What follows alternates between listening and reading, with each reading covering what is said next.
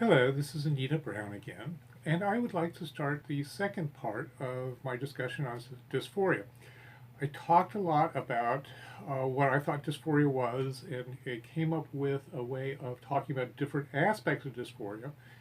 And I broke those into really four different areas that I want to talk about from a more personal experience today. Those four areas were physical dysphoria, the feeling that your body doesn't reflect who you are. Emotional dysphoria, that your feelings are not inappropriate for how you identify yourself. Uh, Social dysphoria, that you're not seen by others as the person you feel yourself to be. And then spiritual dysphoria, which has to do with somehow not feeling that your relationship with God is correct or right or as good as it could be. And so I want to be able to I talked about those in generalities. I want to be able to talk about them more from a personal perspective in hopes that other people who are going through this journey can can hear my experience, maybe relate to it as their own, um, maybe see some aspects, but really have a way of sort of evaluating themselves that might be helpful in terms of making decisions about what they want to do. And then also, I want to be able to help family and friends understand my journey better, and understand how this impacts the decisions that I've had to make for myself. I will link, hopefully, about here. Uh, the first part of dysphoria, if you have not watched that, I would suggest that you do at this point before continuing with this one.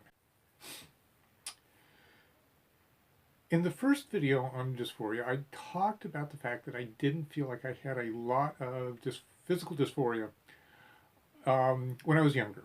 When I was a child, there certainly wasn't the sense that my body was wrong, that I wasn't, what my body said I was.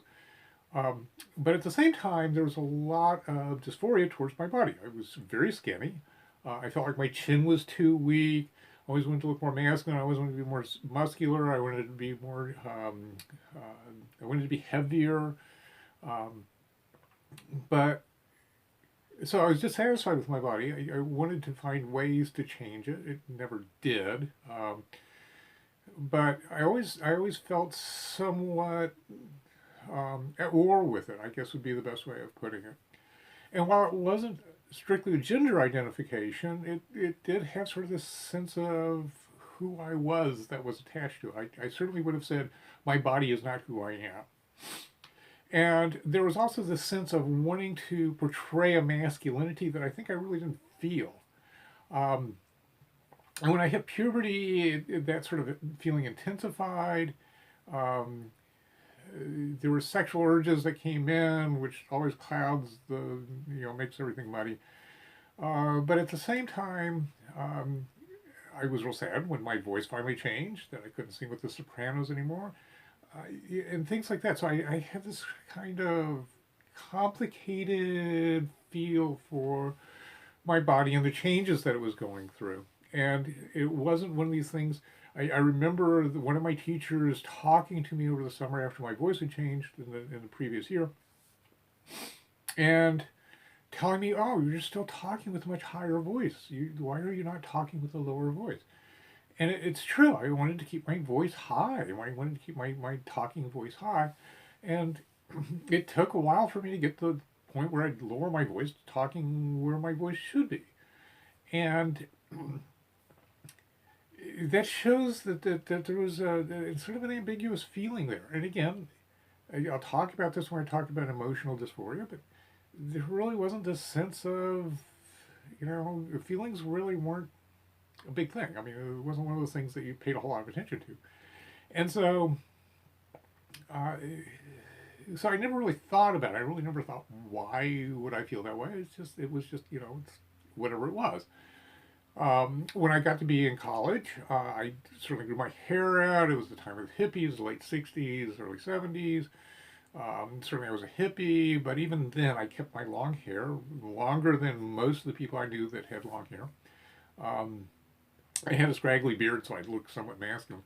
But I really liked having long hair, and I kind of liked the fact that there was this kind of sexual or gender ambiguity about what I was, especially from behind, because I really wasn't very skinny, and I didn't exactly look male from behind, and I was actually kind of okay with that. Um, but again, it was well, it's sort of an identity thing, identifying as hippie. Um, there really wasn't that sense of it being gender related. I would still consider myself male because I had male body parts, and there really wasn't a questioning of that. And it also sort of it came out in terms of relationships, especially relationships with women that turn sexual.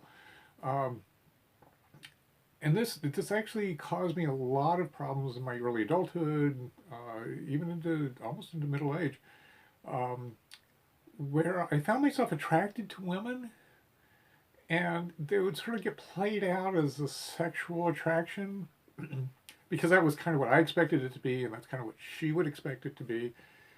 But that really wasn't it for the most part, and it really wasn't until just in the last couple of years and looking back on these relationships from a different set of perspective, a different perspective, the perspective of being transgender or potentially transgender at that point, and looking at them and going, oh, then what seemed to be going on was I didn't want to be the male in the relationship exactly. I wanted to be more of a friend. I basically wanted to somehow absorb them into my life.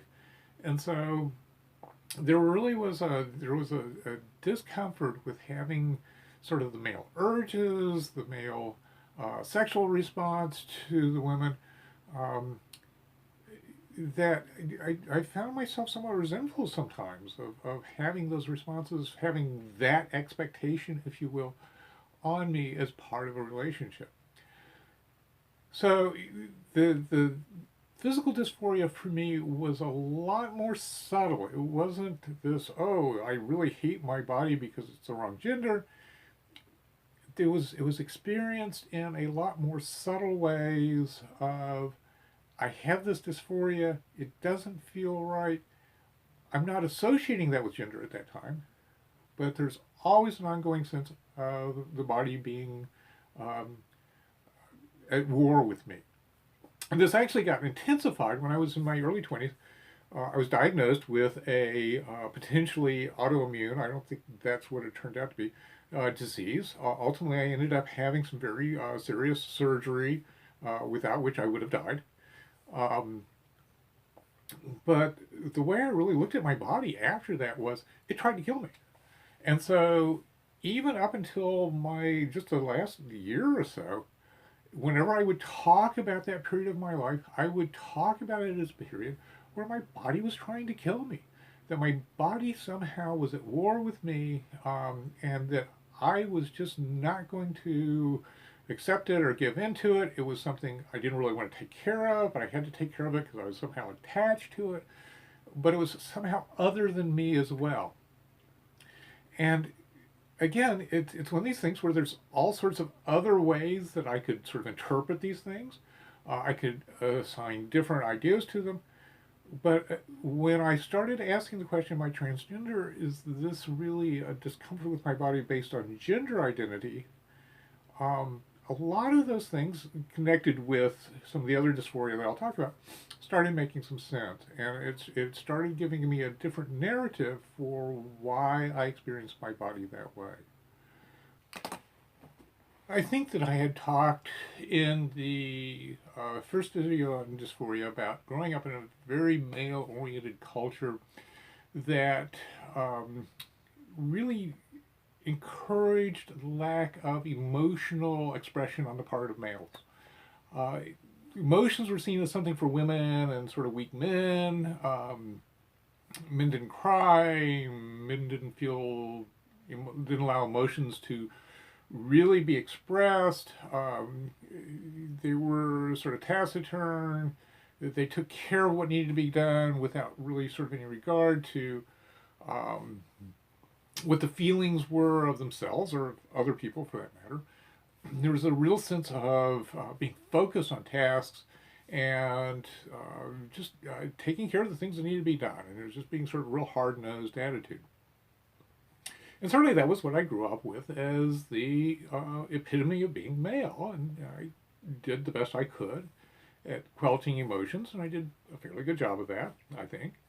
Um, and so there was not a sense of emotional dysphoria because there really wasn't a sense of emotions. Um, and I talked a little bit about this in the first video about going to the therapist to begin with and not knowing, how do I talk about emotions? I don't even know what my emotions are. Um, but the area where there are two areas where looking back on it and starting to understand things differently, I started seeing where the emotional dysphoria really pays out, and that was in the area of shame, um, and then also in the other area just slipped my mind. So we'll just try to focus on shame right at the moment. Um, there was a real sense of being very attentive to shame. I was very frightened of doing something that would be embarrassing to me. Um, I was very sensitive about anything that where people might laugh at me. I remember from being 6 or 7 years old and playing with a friend of mine. And I did something that his parents and some friends that were over thought was cute, and they were laughing, and I felt absolutely appalled. Um, Most little kids would just sort of ignore it or roll off their back, or they wouldn't think about it. But it was anything that indicated that somebody was ashamed of me, or that I was doing something wrong, or that I was not right in terms of what I was doing, uh, really was an issue for me. I have a lot of memories of just being absolutely appalled that somebody would respond to me that way, that would do something that was shameful. And so uh, I really got to the point where uh, there were a lot of things where I felt ashamed.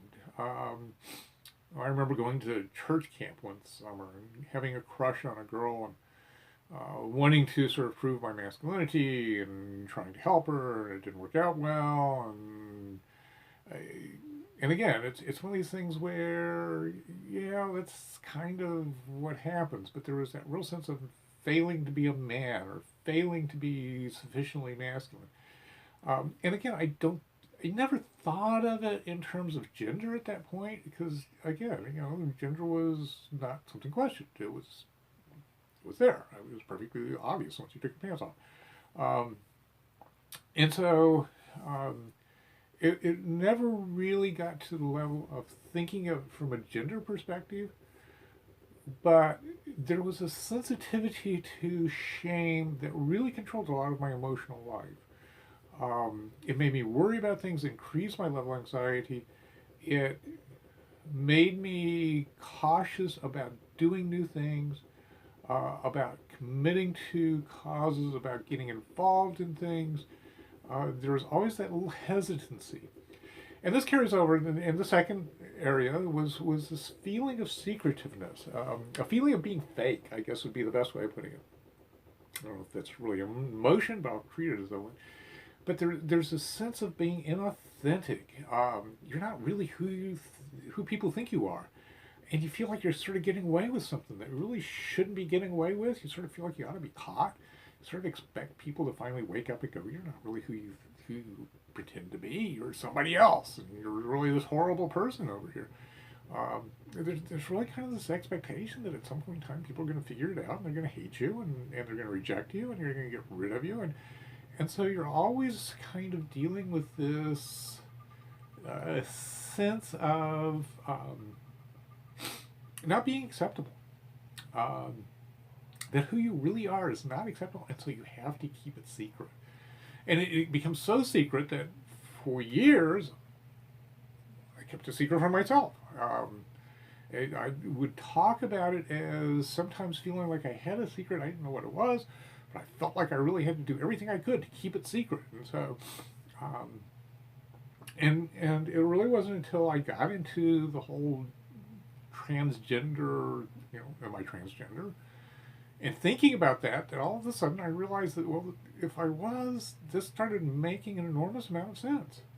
And there was really a sense of completeness, there was really a sense of wholeness that came in at that point in time that had been missing prior to that.